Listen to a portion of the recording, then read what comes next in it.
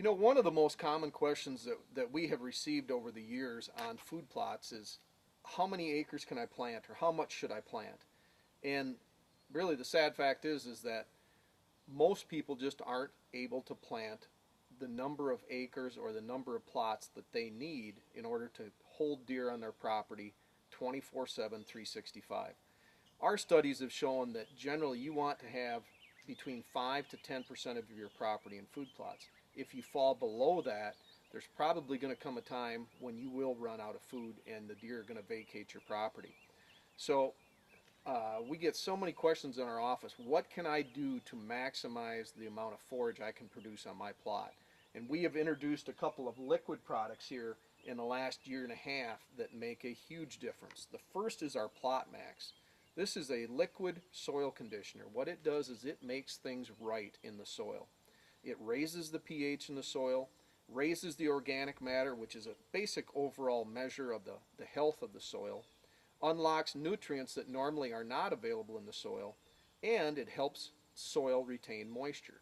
So I kind of liken it to a tune-up for your car, or even properly inflating the air pressure on your tires. If you're running your car's tires at 8 to 10 pounds per square inch below normal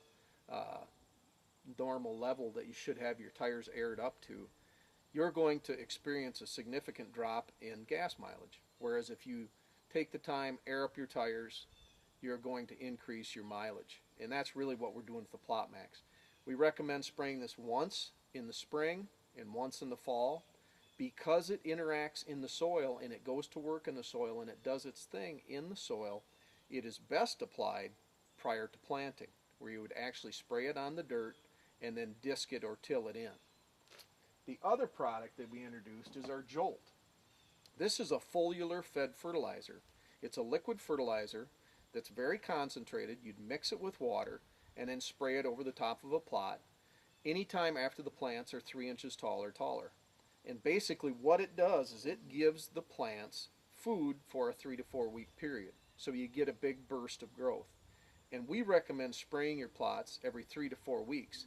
And where this really shines is on your smaller hunt plots, where the deer are really punishing those plots. And in many instances, I'm sure that many of you have had this happen, where you're all excited to hunt those plots and all of a sudden the middle of September rolls around or the middle of October and those plots have been totally consumed. And as a result, they're not an effective place to hunt.